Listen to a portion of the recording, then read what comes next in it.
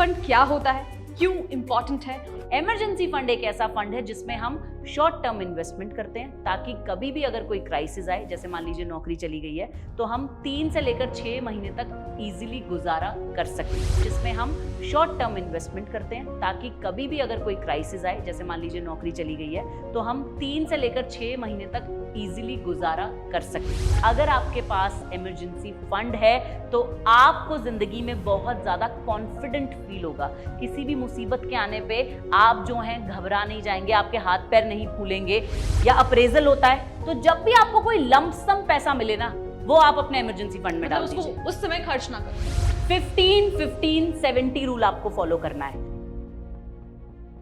चाहे जितनी भी कोशिश कर लो, वक्त की मार सबको पड़ती है। नमस्कार, आपका बहुत बहुत स्वागत है हमारे इस चैनल पर। मेरा नाम है रिया और दोस्तों, आज हम बात करने वाले हैं इमरजेंसी फंड के बारे में।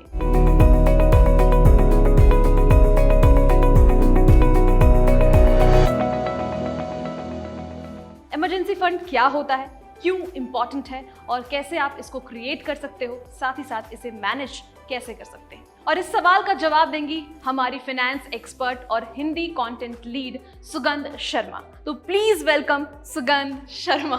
थैंक यू रिया।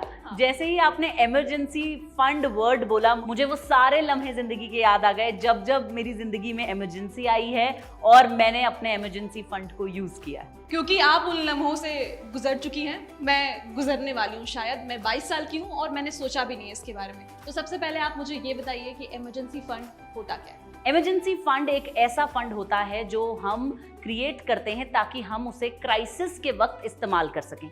उदाहरण के तौर पे पैंडेमिक आ गया, कोविड-19 पैंडेमिक, बहुत सारे लोगों की नौकरी चली गई। अब जब आपकी नौकरी जाती है तो आप क्या करते हो? जो आपने अपनी सेविंग्स कर रखी हैं उसमें से पैसे निकाल के खर्च करते हो। लेकिन कई बार आपने लॉन्ग टर्म सेविंग करी होती है जिसे आप तोड़ेंगे तो आपको बहुत नुकसान होगा। कई बार आपने बहुत अच्छी एफडी करी होती है जिसे बीच में अगर तोड़ेंगे तो नुकसान होगा। इमरजेंसी फंड एक ऐसा फंड है जिसमें हम शॉर्ट टर्म इन्वेस्टमेंट करते हैं ताकि कभी भी अगर कोई क्राइसिस आए, जैसे मान लीजिए नौकरी चली गई है, तो हम 3 से लेकर 6 महीने तक इजीली गुजारा कर सकें। दूसरी सिचुएशन, मान लीजिए कि किसी के पास हेल्थ इंश्योरेंस नहीं है या फिर कोई ऐसी बीमारी हो जाती है जिससे हेल्थ इंश्योरेंस का जो पैसा है वो पूरा नहीं पड़ रहा है। तब ऐसी बीमारियों के इलाज के लिए इमरजेंसी फंड यूज हो सकता है और आपकी जो लॉन्ग टर्म सेविंग्स हैं उन्हें टच करने की जरूरत नहीं पड़ेगी। और छोटे कारण भी हो सकते हैं। मान लीजिए कि आपका फ्रिज खराब हो गया है, आपको अब 80,000 रुपए का एक फ्रिज लेना है, लेकिन आपको अभी नहीं पता था कि फ्रिज एकदम से खराब हो जाएगा। तब आप अपने इमरजेंसी फंड में से अपना फ्रिज जो है वो खरीद सकते हैं। या फिर घर में पेंटिंग कराने का वक्त जो है वो एकदम से आ गया क्योंकि मॉनसून की वजह से दीवारें खराब हो गई, ऐसे वक्त में आप इमरजेंसी फंड यूज कर सकते हैं। ये इंपॉर्टेंट क्यों है, ये तो आपने बहुत सारी बातों में एक्सप्लेन कर दिया, लेकिन थोड़ा और डिटेल में बताइए कि इमरजेंसी फंड कोई क्यों क्रिएट करे? ठीक है, मुझे लगता है कि हमारी ऑडियंस के लिए ये जानना बहुत ज़रूरी है कि चाहे आप रिया की तरह 22 साल के हैं, चाहे आप जो है मेरी तरह 30 साल से ऊपर हो चुके हैं, चाहे आप जो हैं 40 साल के हैं, सबकी ज़िंदगी में कभी भी कोई भी इमरजेंसी या मुसीबत आ सकती है। तो क्रिएट करना इम्पॉर्टेंट तो है, लेकिन सबसे ज़्यादा ज़रूरी इमरजेंसी फंड इसलिए क्रिएट करना है, नंबर 1, अगर आपके पास इमरजेंसी फंड है तो आप स्ट्रेस फ्री, टेंशन फ्री रहेंगे, फाइनेंशियल स्ट्रेस आपको नहीं होगा। दूसरा, अगर आपके पास इमरजेंसी फंड है तो जो आपकी लॉन्ग टर्म सेविंग्स हैं या जो आपके लॉन्ग टर्म फाइनेंशियल गोल्स हम जिन्हें कहते हैं वो खराब नहीं होंगे। और तीसरा और मोस्ट इंपॉर्टेंट, अगर आपके पास इमरजेंसी फंड है तो आपको जिंदगी में बहुत ज्यादा कॉन्फिडेंट फील होगा। किसी भी मुसीबत के आने पे आप जो हैं घबरा नहीं जाएंगे, आपके हाथ पैर नहीं फूलेंगे। अब एक उदाहरण मैं देती हूँ कि भगवान ना करे किसी को कोई बड़ा डिजीज हो जाता है, अगर उसके पास इमरजेंसी फंड है तो वो अपने हॉस्पिटल के जो चार्जेस हैं वो हेल्थ इंश्योरेंस से तो लेगा ही, साथ साथ अपने इमरजेंसी फंड को भी यूज कर लेगा और उस पर कोई विपदा नहीं आई। और भगवान ना करे मेरी शादी फिक्स हो जाए, बिल्कुल, तो मैं अपने पिताजी की मदद कर सकती हूँ उससे, राइट? देखिए, आप ये कह रही हैं कि अगर आपकी शादी फिक्स हो गई है तो आप इमरजेंसी फंड यूज करके अपनी शादी करेंगे, नहीं। मैं कहती हूँ कि अगर आपको अपनी शादी के लिए फाइनेंशियल प्लानिंग करनी है तो वो आप एक अलग से सेविंग्स कीजिए। लेकिन मान लीजिए कि आपकी शादी तय हो गई है और आपने सोचा कि मुझे अपनी जॉब से 3 छुटकारा पाना महीने है। की नहीं छुटकारा मत पाइए, 3 महीने की लॉस ऑफ पे लीव चाहिए। LOP पे बिल्कुल 3 महीने की आपको लीव चाहिए जिसमें आपको सैलरी नहीं दी जाएगी, तब आप अपना इमरजेंसी फंड उन 3 महीने में यूज कर सकती हैं अपने खर्चों के लिए। तो ये तो हम कारण के बारे में डिस्कस कर रहे थे, अब कितना होना चाहिए इमरजेंसी फंड, मतलब अमाउंट? तो रिया ये बहुत सही सवाल आपने पूछा कि आखिर इमरजेंसी फंड जो है वो कितना क्रिएट करना चाहिए। आप अपनी सैलरी पाती हैं, उस सैलरी में से मैं हमेशा ये रूल बताती हूँ सबको, आपको 50-30-20 करना चाहिए। अगर आप 100 रुपए कमाते हैं, 50 रुपए आपको अपनी नीड्स पे खर्च करने, रेंट हो गया, इलेक्ट्रिसिटी हो गई, बच्चों की फीस हो गई।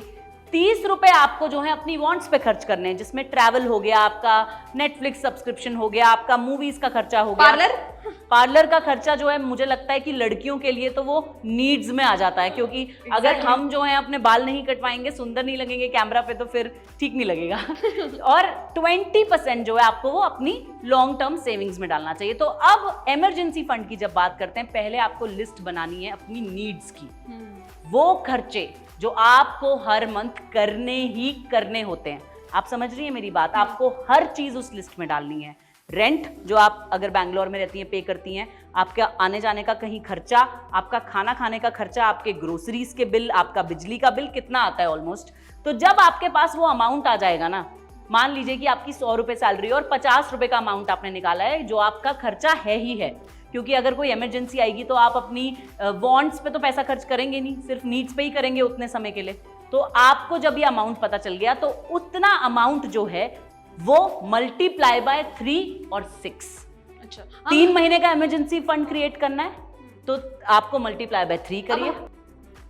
हाँ, अगर 100 रुपए आपकी सैलरी और 50 रुपए जो है वो आपकी नीड्स पे खर्च होते हैं, जो 50 रुपए मंथली चाहिए ही चाहिए, तो अगर आपको 3 महीने का इमरजेंसी फंड करना है तो 50 इंटू 3 यानी कि 150 रुपए, ठीक है। और अगर आपको 6 महीने का क्रिएट करना है तो 50 इंटू 6 यानी कि 300 रुपए, ठीक है। तो हम चलिए मैं आपको बता देती हूँ कि अगर आपकी 1 लाख रुपए सैलरी है तो 1 लाख रुपए सैलरी वाले व्यक्ति को अगर 3 महीने का इमरजेंसी फंड क्रिएट करना है तो उन्हें कम से कम 1.5 लाख रुपए इकट्ठे करने चाहिए, और अगर 6 महीने का इमरजेंसी फंड क्रिएट करना है तो उन्हें कम से कम 3 लाख, ठीक है। तो आपकी इमरजेंसी फंड का अमाउंट होता है जो आपकी नीड्स हैं, जो आपके बेसिक बहुत जरूरी खर्चे हैं, वो मल्टीप्लाई बाय 3 या 6। अच्छा, अब इसमें भी एक बात है, अगर हस्बैंड वाइफ दोनों कमाते हैं तो 3 महीने का इमरजेंसी फंड हस्बैंड क्रिएट कर सकता है, 3 महीने का वाइफ क्रिएट कर सकती है उनकी सैलरी के हिसाब से। जी, लेकिन अगर एक ही व्यक्ति घर में कमाता है और बच्चे भी हैं तो उन्हें ज्यादा इमरजेंसी फंड क्रिएट करना चाहिए, और वो भी 6 महीने का क्रिएट करना चाहिए। ट्रू। अब ये हो गई अमाउंट की बातें। अब मुझे बताइए कि मैं कैसे इमरजेंसी फंड क्रिएट कर सकती हूँ। इमरजेंसी फंड क्रिएट कैसे करना है, ये एक बड़ी इंटरेस्टिंग बात है। हर चीज के पीछे एक साइंस होती है, ऐसे ही फंड्स क्रिएट करने के पीछे भी एक साइंस है। सबसे पहले आपको अपना गोल सेट करना है, जो मैंने आपको बता दिया कि फंड कितना क्रिएट करना है। अब आपको पता चल गया फंड कितना क्रिएट करना है। अब आपको सेट करना है अपना मंथली गोल। आपकी सैलरी में से आपने एक अमाउंट सेट करना है कि मैं अब अगले 6 महीने या 1 साल अपना इमरजेंसी फंड क्रिएट करने में लगाऊंगी। मान लीजिए आपको आज से आपने सोचा है कि मुझे इमरजेंसी फंड क्रिएट करना है, तो हर महीने आप अपनी सैलरी का एक हिस्सा जो अमाउंट है वो अपने इमरजेंसी फंड के लिए इकट्ठा करना शुरू करेंगी, मंथली इकट्ठा करेंगी, ठीक है। और दूसरी सबसे बड़ी बात, आपको एक सेपरेट बैंक अकाउंट बनाना है जिसमें आप ये इमरजेंसी फंड जो है वो ट्रांसफर करेंगे, जहां यूपीआई का कनेक्शन ना हो। मैं आपको समझाती हूँ क्यों, क्योंकि ये एक बहुत सही बात है। Out of site is out of mind. तो जो पैसे आपको उस वक्त अपने अकाउंट में नजर नहीं आते, आप जनरली उन्हें खर्च करने से बचते हैं। तो सेपरेट अमाउंट होना चाहिए। तीसरा एक बहुत अच्छा तरीका वो है लंप सम।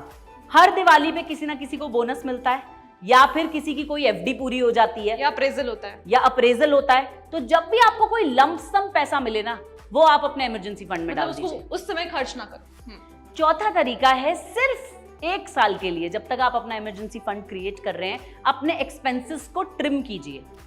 जहां पैसा बच सकता है वहां बचाइए और उसे अपने इमरजेंसी फंड अकाउंट में डाल दीजिए, ठीक है। आपको पता है कितने सारे हमारे ऐसे सब्सक्रिप्शन चल रहे होते हैं जिससे हमारे डेबिट कार्ड से ऑटो डेबिट हो रहा होता है और हम उन्हें यूज भी नहीं करते। आपको पता है कितनी बार हम सोचते हैं कि व्हाइट शूज तो रिया के पास हैं ही, चलो अब एक रेड, ब्लैक और येलो भी ले लेते हैं। हर तो इस साल एटलीस्ट वो 3 एक्स्ट्रा ना लिए जाएं, एक से काम चला लिया जाए। 1 साल आप अपनी वेकेशन पे मत जाइए। पूरा जो 1-2 लाख रुपए आप वेकेशन पे खर्च करने वाले थे, वो उससे इमरजेंसी फंड बनाइए। एक बार आपका इमरजेंसी फंड बन गया, ऐसा नहीं है कि उसके बाद आपको कभी नहीं बनाना। ये भी एक बड़ा इंपॉर्टेंट पॉइंट है। अगर आपको लगता है, एक हस्बैंड वाइफ हैं जिनका एक बच्चा है, उन्होंने तीनों के हिसाब से एक इमरजेंसी फंड बना लिया, लेकिन अब एक और बच्चा उनका हो गया है, उनके खर्चे बढ़ गए हैं, वो बड़े घर में चले गए हैं, तो अब उन्हें एक और इमरजेंसी फंड बनाना चाहिए। अब उन्हें अपने एग्जिस्टिंग इमरजेंसी फंड में इजाफा करना चाहिए। तो अभी ना सुनने में सारे व्यूअर्स को ऐसा लग रहा होगा कि अरे यार, इतना कंट्रोल करना पड़ेगा अपने खर्चों को और इमरजेंसी फंड बनाएंगे, लेकिन जब आप इस इमरजेंसी फंड को यूज करेंगे इमरजेंसी में, तब आप इस वीडियो को धन्यवाद करेंगे। ट्रू। अब मेरी जॉब ही चली गई, एग्जाम्पल मैं दे रही हूँ, जॉब चली गई या फिर कोई मेडिकल इमरजेंसी आ गई, ये सीरियस चीज़ें हैं। मुझे लगता है ये सीरियस चीज़ों पे बहुत ज़्यादा इंप्लीमेंट होगा, क्योंकि अक्सर ऐसा होता है कि हम एक ऐसे परिवार से बिलोंग करते हैं, बहुत सारे लोग जो है मिडिल क्लास फैमिली से बिलोंग करते हैं, एक ही बंदा होता है कमाने वाला, और अगर उसने क्रिएट कर रखा है, तो अगर बहन की शादी हो गई, अगर मेरे पिताजी बीमार हो गए, तो मैं वहाँ इन्वेस्ट करूँगी ना, और एटलीस्ट मैं टेंशन में तो नहीं रहूँगी। बहुत सारे एग्जाम्पल्स हैं मेरे आसपास, मैंने बहुत सारे ऐसे लोगों को देखा है जिसने गलती से लोन ले लिया और उसके बाद वो कमाता भी नहीं है, दूसरे बंदे कमाते हैं, और उसकी वजह से क्या हो रहा है कि उस पर भार पड़ रहा है। अब उसने तो कुछ क्रिएट नहीं किया, ना उसने, तो ये वहाँ पर हेल्प कर सकता है। मुझे लगता है मैंने यही सीखा इन सारी बातों से। बिल्कुल, काफ़ी छोटी उम्र में आप काफ़ी समझदार हो गई है। Well, thank you so much ये सारी बातें बताने के लिए। अब हम मैनेज कैसे करें? कई बार होता है कि मैंने क्रिएट तो कर लिया है, बट अब मुझे कहीं ना कहीं दिमाग में रहता है मेरे पास तो है, मैं उसे स्पेंड कर दूंगी, तो ये मैनेज कैसे करें? तो सबसे पहला टिप जो मैं हर किसी को देना चाहती हूँ, इमरजेंसी फंड एक इमरजेंसी फंड है, उसे आप सिर्फ इमरजेंसी में इस्तेमाल करेंगे। उसे आप इसलिए इस्तेमाल नहीं करेंगे कि नया आईफोन मार्केट में आ गया है तो चलो हम अपना इमरजेंसी फंड यूज कर लें। दूसरी बात, 15-15-70 रूल आपको फॉलो करना है। आपका जो पूरा इमरजेंसी फंड है उसमें से 15% आपको कैश अपने घर में, अपने लॉकर में लॉक करके रखना है।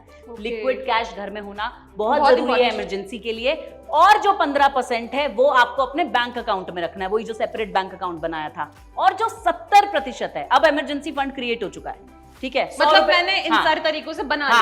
आपका 100 रुपए का इमरजेंसी फंड क्रिएट हो गया, 15 रुपए आपने कैश रखे अपने पास, 15 रुपए आपने बैंक अकाउंट में रखे, 70 रुपए आपको शॉर्ट टर्म एसेट्स में इन्वेस्ट करना है, जिन्हें इमरजेंसी के वक्त झट से इंटरनेट बैंकिंग पे जाके लिक्विडेट किया जा सके। ये मैं आपको सरल शब्दों में समझाती हूँ। जैसे कि शॉर्ट टर्म म्यूचुअल फंड्स, जिन्हें जल्दी से लिक्विडेट किया जा सकता है। लॉन्ग टर्म इन्वेस्टमेंट क्या होती है? जैसे पीपीएफ, 15 साल से पहले पीपीएफ में से पैसे नहीं निकाल सकते। लॉन्ग टर्म इन्वेस्टमेंट होती है NPS, national pension scheme. Long term investment होती है बहुत सारी ऐसी लॉक इन पीरियड वाली स्कीम्स जिनसे पैसे नहीं निकलते। शॉर्ट टर्म इन्वेस्टमेंट होती है कुछ ऐसे म्यूचुअल फंड्स होते हैं, कुछ ऐसी जो हैं फंड्स होती हैं जिन्हें जल्दी लिक्विडेट किया जा सकता है। आप हमारे फ्रीडम ऐप पे जाइए, डिस्क्रिप्शन में लिंक आपको दिया है, वहां पे आपको शॉर्ट टर्म, लॉन्ग टर्म, सब तरह के इन्वेस्टमेंट्स क्या क्या होते हैं सब पढ़ने को मिलेगा, तो वहां से आप सीख सकते हैं। तो आपको 15 रुपए अपने कैश रखने हैं, 15 रुपए आपको बैंक में रखने हैं और 70 रुपए आपको शॉर्ट टर्म इन्वेस्टमेंट करनी है ऐसे फंड्स में जो जल्दी लिक्विडेट हो सके इमरजेंसी के वक्त। तो अब ना आपका खर्चा करने का दिल करेगा क्योंकि ज्यादा है ही नहीं, और इमरजेंसी फंड भी क्रिएट हो गया। Thank you so much Sugan for this video. और अब आप सब कुछ समझ चुके हैं कि इमरजेंसी फंड क्या है, क्यों इम्पोर्टेंट है, और इसके साथ ही हमारे बहुत सारे सीरीज ऑफ वीडियोस अवेलेबल हैं बहुत सारे टॉपिक्स पर। जैसे आपको गोल्ड ज्वेलरी क्यों नहीं खरीदनी चाहिए, जैसे आपको नए कार खरीदने चाहिए या पुराने कार, कैसे आप अपने पिता की मदद कर सकते हो अगर वो फार्मर हैं बिना फार्मिंग किए, क्यों हेल्थ इंश्योरेंस इंपॉर्टेंट है आप सभी के लिए। और अब आपने ये वीडियो देखा है और इसके अलावा एक और वीडियो है जो कि है चिट फंड पे। ये सारे वीडियोस आप देखिए और समझिए, और इस तरह से आप अपने फाइनेंस ज्ञान को बढ़ा सकते हैं मेरे और सुगन के थ्रू। बहुत बहुत शुक्रिया आप सभी का। इस चैनल को आप सब्सक्राइब करना मत भूलिएगा, क्योंकि यहीं पे हमारे वीडियोस के सारे नोटिफिकेशंस आपको मिल जाएंगे। तो बेल आइकन भी दबाना नहीं भूलना है, और फ्रीडम ऐप को भी डाउनलोड करें, लिंक डिस्क्रिप्शन बॉक्स में मौजूद है। बहुत बहुत शुक्रिया। ये बहुत अच्छा था, मजेदार। तो तुम्हें अब समझ आ रहा है?